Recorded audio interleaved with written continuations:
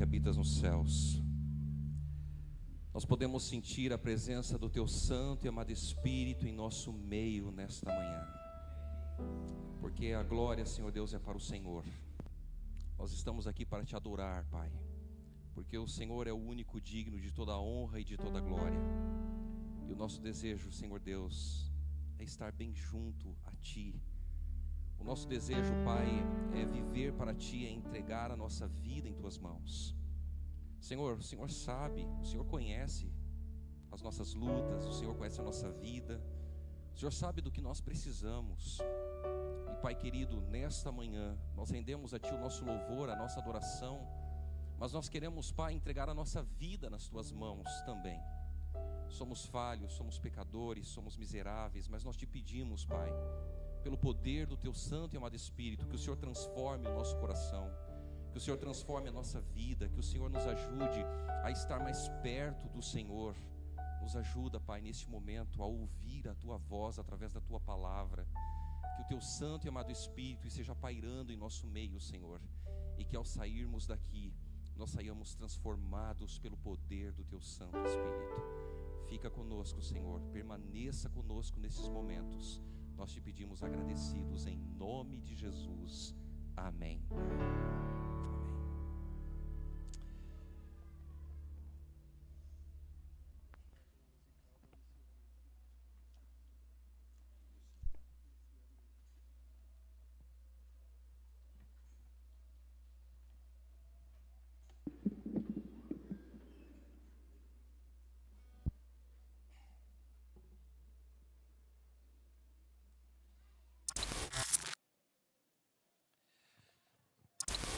O título da mensagem desta manhã: autoconfiança ou confiança do alto.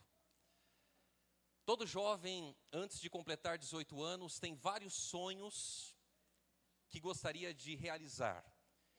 E um dos sonhos que todos os jovens, antes de completar 18 anos, eles gostariam de realizar é tirar a carteira de habilitação. E eu me lembro que antes de ter 18 anos, o meu sonho era poder tirar a carteira de habilitação. Eu vim de uma família muito humilde, meus pais nunca tiveram carro ou moto, mas mesmo assim o meu sonho, a minha vontade era querer dirigir. E eu lembro que eu ficava conversando com alguns amigos e eles ficavam me explicando como que era dirigir. E quando eu completei 18 anos, a primeira coisa que eu fiz foi ir até uma autoescola e começar a estudar para tirar a carteira de habilitação. A parte teórica foi muito interessante e eu me surpreendia com cada aula, com cada informação. Mas quando chegou a aula prática, foi aí que eu vibrei. E eu falei, agora é o momento de eu pegar o carro e eu dirigir o carro. E eu comecei a aprender cada dia mais a questão da prática ali juntamente com o professor, e o professor olhou para mim e disse assim, olha, mas você já dirigia? E eu disse, não, eu nunca dirigi. E ele disse, mas parece que você já dirige há anos. E eu falei, eu sei.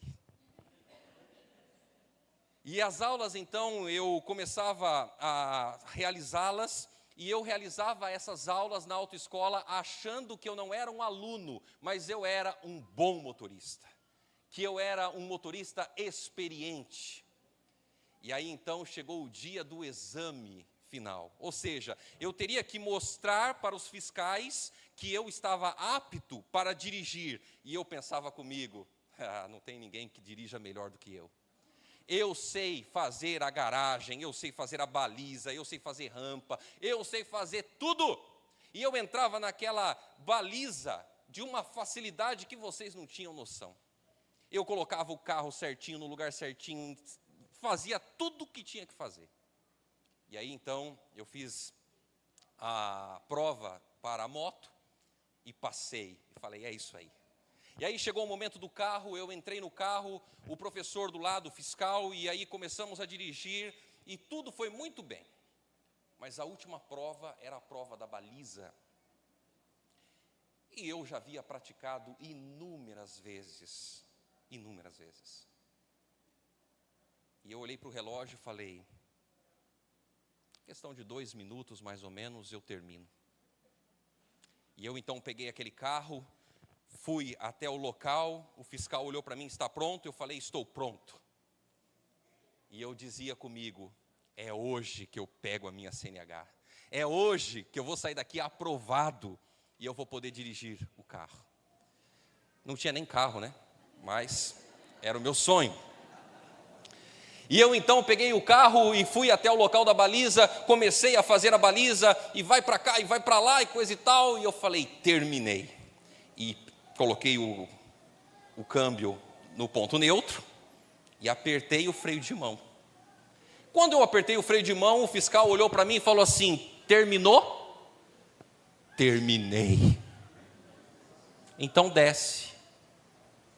E eu falei assim, mas por que ele está pedindo para eu descer? Ah, já sei.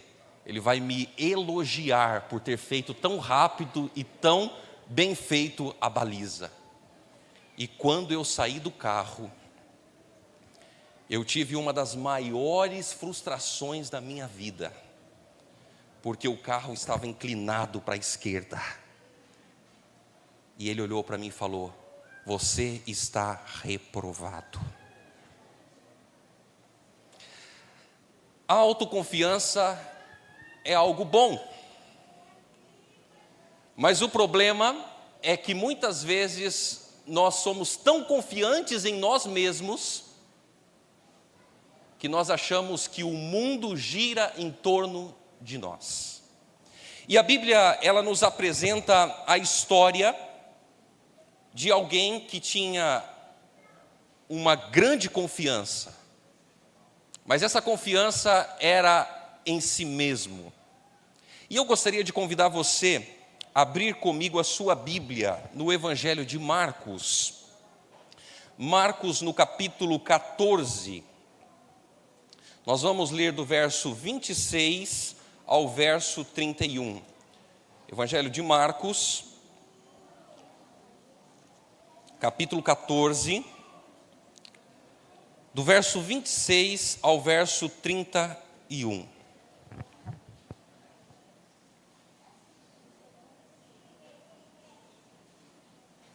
Marcos, capítulo 14, verso 26 ao verso 31.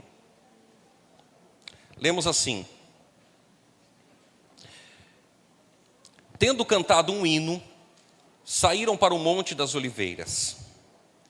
Então lhes disse Jesus, todos vós vos escandalizareis, porque está escrito, ferirei o pastor e as ovelhas ficarão dispersas.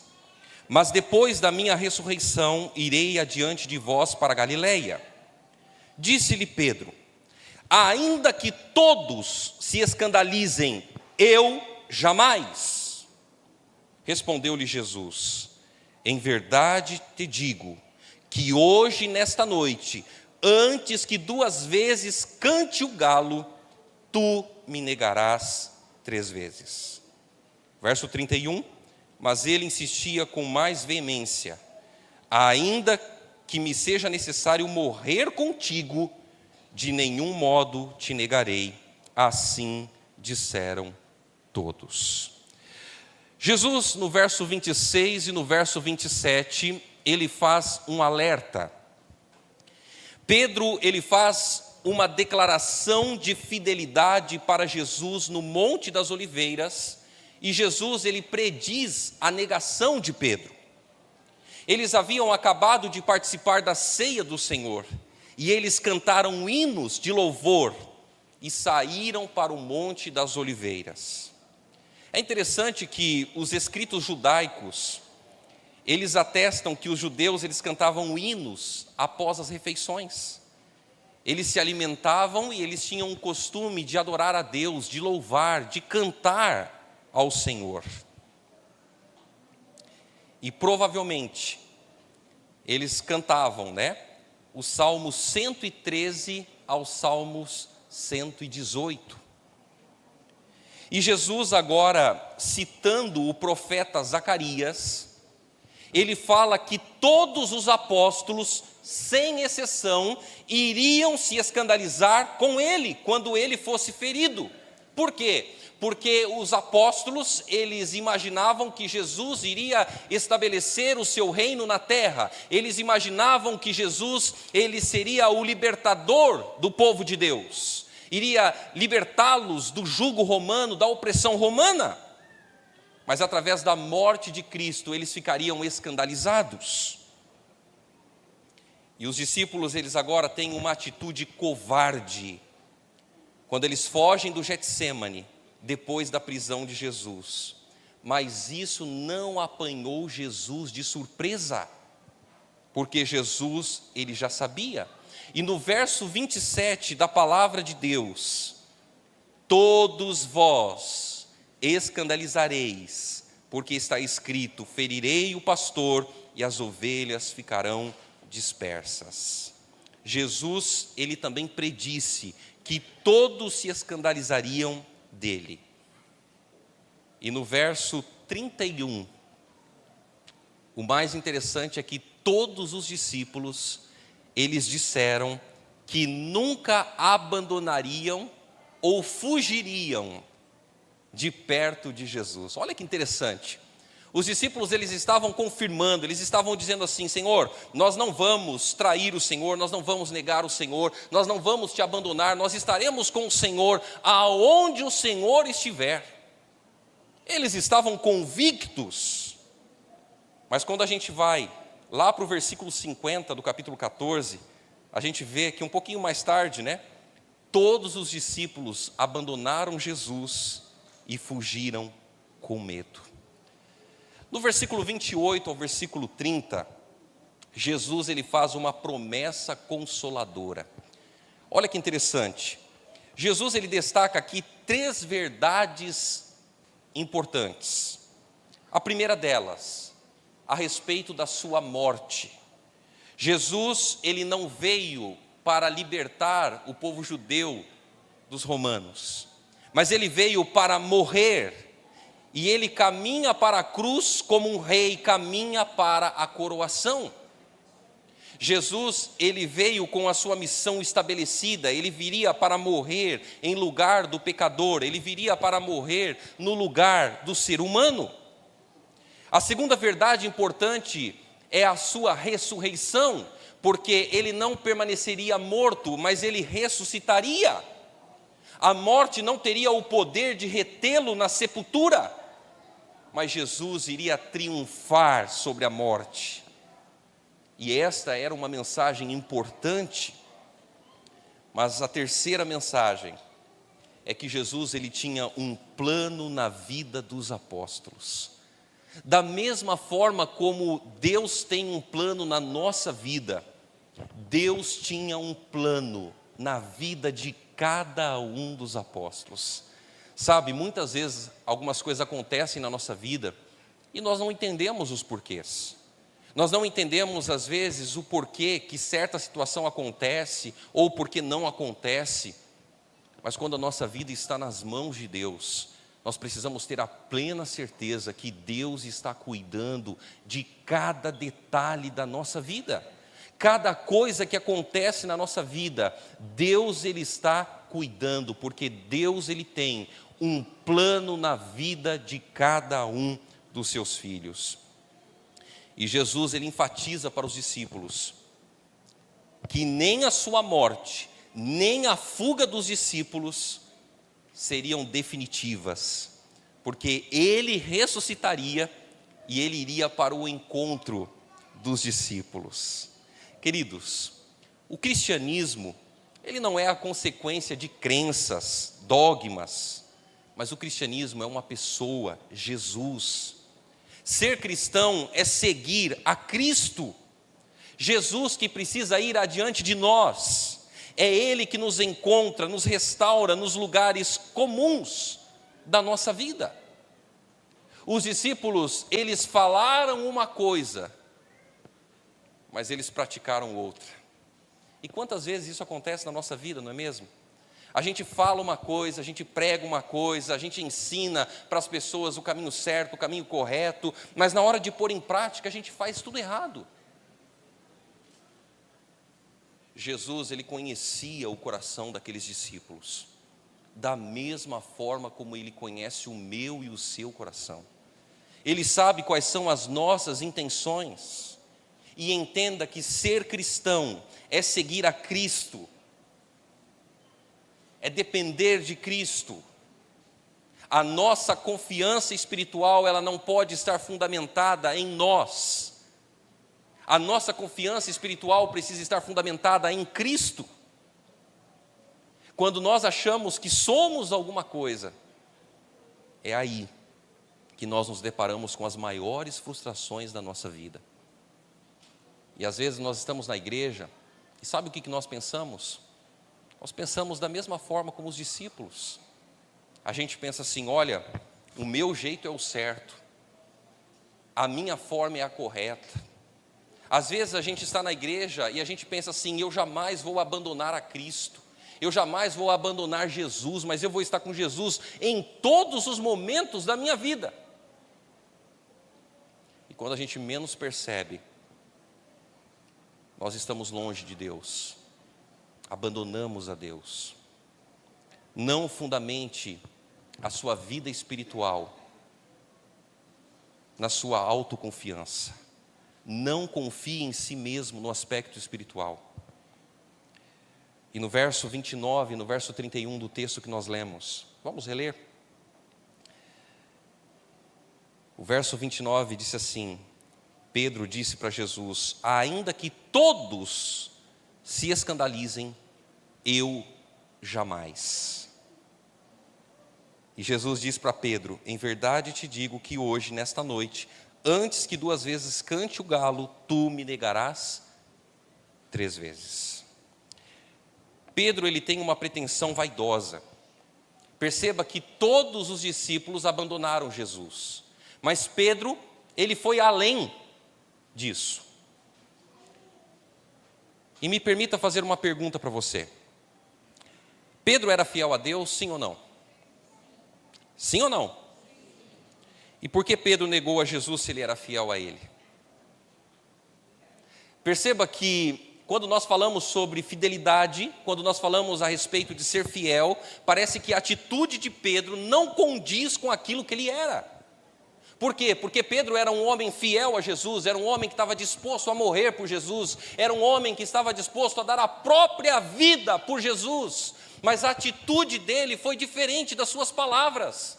E queridos irmãos, quantas vezes isso acontece na nossa vida? Nós estamos na igreja, estamos adorando a Deus, estamos buscando ao Senhor, estamos vivendo para Deus, estamos pregando, estamos falando, mas muitas vezes as nossas atitudes são diferentes das nossas palavras.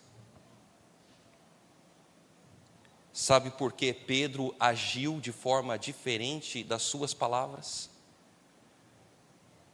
Foi por causa da sua autoconfiança espiritual.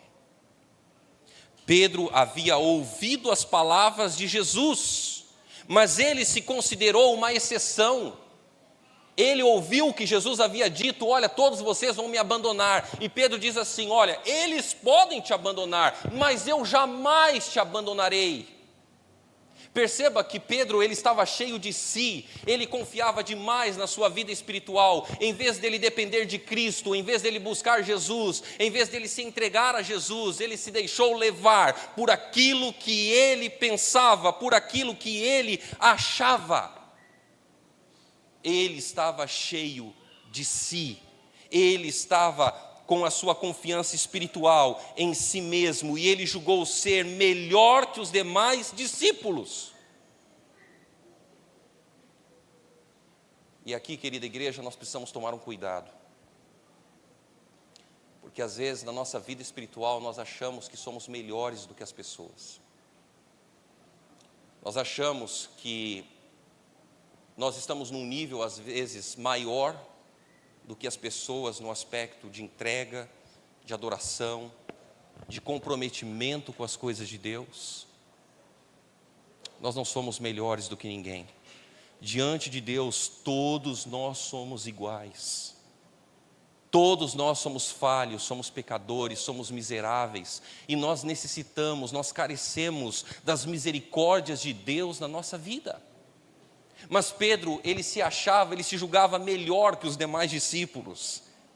Ele pensava que ele era mais crente, mais forte, mais confiável que todos os discípulos. E Pedro, ele queria ser uma exceção na totalidade apontada por Jesus. Ele pensou que jamais se escandalizaria com Cristo. Cuidado, querido irmão, cuidado, querida irmã. Porque às vezes nós podemos estar no mesmo erro de Pedro. Nós podemos muitas vezes achar que somos melhores espiritualmente, quando na verdade não somos. Pedro achou que estava pronto para ir para a prisão e até para a morte. E Jesus, entretanto, ele revela para Pedro que naquela mesma noite, a sua fraqueza seria demonstrada e as suas promessas seriam quebradas. Os outros discípulos, eles falharam, mas a falta de Pedro foi maior. E nas palavras de Schweizer, ele diz assim: aquele que se sente seguro e se considera diferente de todos os demais, cairá ainda mais profundamente. A palavra de Deus, ela nos diz: aquele, pois, que pensa estar em pé, veja que não caia. E a palavra de Deus, ela também nos alerta: o que confia no seu próprio coração é insensato. Queridos, muitas vezes nós somos como Pedro. Mas não é Pedro que deve ser o nosso modelo, e sim Jesus. Muitas vezes nós colocamos a confiança espiritual em nós. Nós achamos que somos bons espiritualmente e tiramos o olho de Cristo, de Jesus Cristo. O que mais colabora para o nosso fracasso espiritual é a nossa autoconfiança. Porque o centro não sou eu, não é você, mas sim Jesus. E hoje nós vivemos numa sociedade onde o centro de tudo é o ser humano. Tudo está fundamentado no ser humano. As pessoas, elas não estão mais olhando para Cristo, não estão mais olhando para Deus, não estão mais colocando Deus como centro da vida, mas estão colocando a si mesmas como centro de todas as coisas. Alguns não têm colocado mais a Bíblia como regra de fé, não têm colocado mais a palavra de Deus como aquilo que vai nortear a nossa vida, que vai dar a base para a nossa vida, mas estão fundamentando a vida espiritual em si mesmas. E esse é um dos maiores erros que nós podemos cometer. Na meditação, nossa autoavocação, do dia 28 de outubro, tem uma citação muito interessante, que diz assim: aqueles que percebem a sua fraqueza, confiam em um poder superior a si mesmos, e enquanto eles olham para Deus, Satanás não tem poder contra eles. Mas aqueles que confiam em si mesmos são facilmente derrotados. Quando nós olhamos para Deus, Satanás não tem poder sobre nós. Mas quando nós confiamos em nós mesmos, é aí que Satanás nos derrota. Nós devemos prestar atenção às advertências que Deus nos dá, porque a queda, ela está diante de nós. Na mesma meditação, diz o seguinte: Cristo não salvará das feridas aquele que se coloca sem ser convidado no terreno do inimigo. Olha que interessante. Cristo não salvará das feridas aquele que se coloca sem ser convidado no terreno do inimigo. Ou seja, se eu me coloco no terreno do inimigo, sem ser convidado, fazendo as coisas do mundo, as coisas contrárias à vontade de Deus, o que está dizendo o Espírito de Profecia? que Deus não vai salvar das feridas. Ou seja, as consequências, elas vão acontecer. E continua, ele permite que o autossuficiente, que age como se soubesse mais do que seu Senhor, siga em frente com a sua suposta força. Então vem o sofrimento e uma vida aleijada, ou talvez a derrota e a morte. Querida igreja, na guerra, o inimigo ele tira proveito dos pontos mais fracos na defesa daqueles que ele está atacando. E é nos pontos mais fracos que ele faz os seus maiores ataques. O cristão, ele não deve ter pontos fracos em sua defesa. Mas como assim, pastor? Todos nós temos pontos fracos. Sim, todos nós temos pontos fracos. Mas o cristão, ele deve se proteger pelo apoio que as Escrituras, a palavra de Deus, dão àquele que está fazendo a vontade de Deus. A nossa proteção, a nossa segurança precisa ser a palavra de Deus, precisa ser Jesus. E quando a nossa vida estiver fundamentada em Cristo, quando a nossa vida estiver fundamentada na palavra de Deus, nós estaremos seguros em Cristo Jesus. Mas enquanto nós desviarmos o nosso olhar de Cristo, enquanto nós desviarmos a nossa vida da palavra de Deus, nós estaremos cada dia mais vulneráveis às armadilhas de Satanás. Se nós seguirmos o exemplo de Jesus, que enfrentou o tentador com a palavra, está escrito, nós seremos vitoriosos. E poderemos nos manter seguros com a proteção de um assim diz o Senhor. Querida igreja, nós precisamos ouvir mais a palavra de Deus e aprender mais de Jesus todos os dias. Às vezes o nosso coração é um coração duro, um coração difícil. Às vezes nós achamos que pelo fato de ser o povo de Deus, nós estamos seguros espiritualmente. Nós precisamos estar vigilantes. A nossa confiança não tem que estar em nós, mas precisa estar em Cristo. As nossas decisões, a nossa vida tem que estar na palavra de Deus. Será que nessa manhã eu tenho pregado para alguém que está longe de Deus? Alguém que está na igreja, mas está disperso das coisas de Deus? Será que nessa manhã eu tenho pregado para alguém que não sente mais vontade de estar talvez na igreja, de buscar Jesus? Será que nessa manhã eu tenho pregado para alguém que está cheio de si, que já não consegue mais confiar em Deus, confiar nas promessas do Senhor? Cristo está de braços abertos para nos receber. Ele nos espera de braços abertos. E eu fico imaginando as cenas. Pedro, quando ele negou Jesus, ele se arrependeu. Jesus morreu. E talvez Pedro pensou, eu nunca mais vou ver Jesus. Eu neguei Jesus no momento em que ele mais precisou, no momento em que eu precisava demonstrar a minha fé. Eu traí Jesus.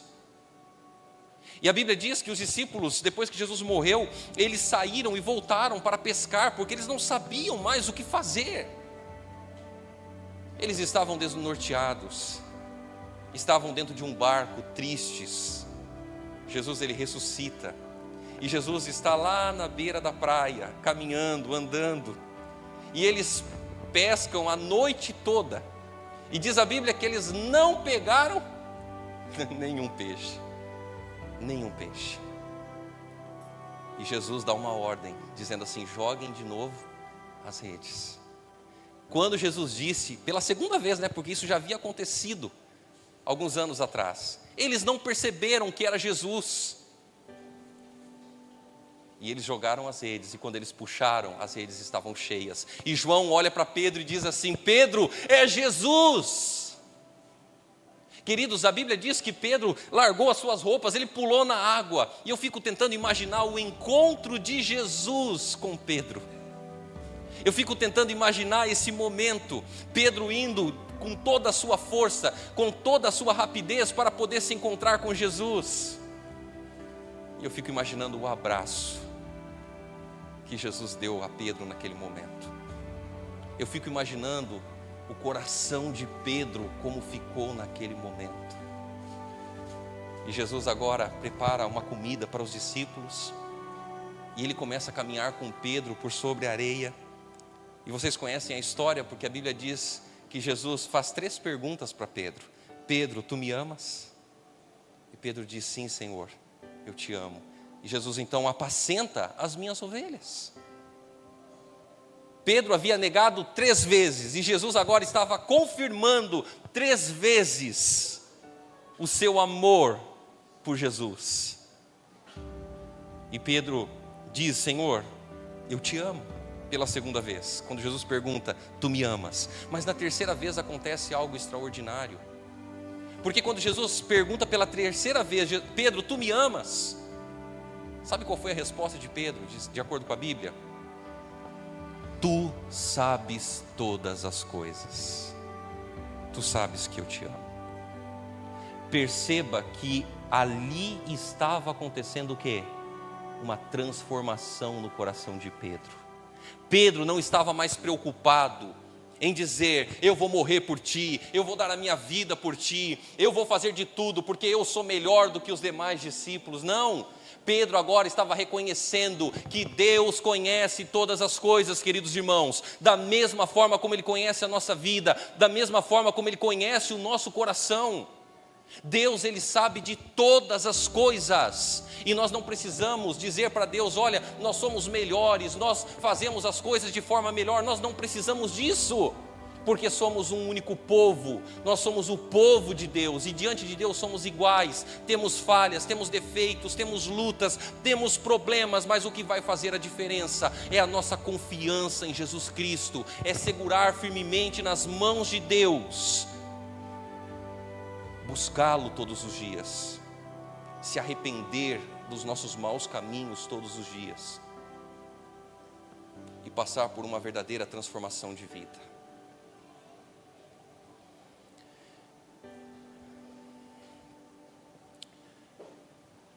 Eu preciso ser transformado pelo poder do Espírito Santo, como pastor. Deus precisa mudar o meu coração todos os dias, mudar as minhas atitudes, as minhas palavras, o meu comportamento. Não é uma tarefa fácil.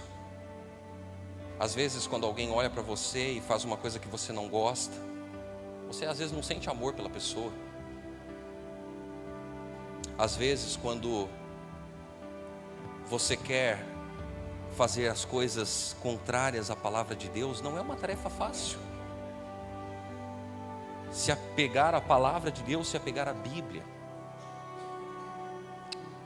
E hoje, o convite de Deus para nós é transformar a nossa vida pelo poder do Espírito Santo, é quebrar o nosso coração. Sabe esse coração duro, esse coração egoísta, esse coração que muitas vezes se acha superior? Deus quer quebrar, e Ele quer fazer um novo coração, um coração de carne, um coração segundo o teu propósito, segundo a sua vontade. Eu quero chamar aqui a Luciane. Ela vai cantar, ela vai louvar a Deus. E enquanto ela estiver louvando a Deus, eu gostaria de lançar um desafio para você aqui. Eu sempre falo que quando a gente vem à igreja, a gente vem para ter um encontro com Deus. A gente nunca pode sair da mesma forma como a gente entrou. A gente precisa ser transformado. E enquanto a Luciane estiver cantando, eu gostaria que você fechasse os seus olhos, falasse com Deus, diga para Deus o que precisa ser transformado na sua vida. E se você gostaria de permitir que Deus transforme a tua vida, enquanto ela estiver cantando, eu gostaria de pedir para que você fique em pé e diga publicamente para Deus: Senhor, eu quero que o Senhor transforme o meu coração, a minha vida. Eu não quero mais ser uma pessoa autoconfiante no aspecto espiritual, mas eu quero que a minha confiança, ela seja do alto.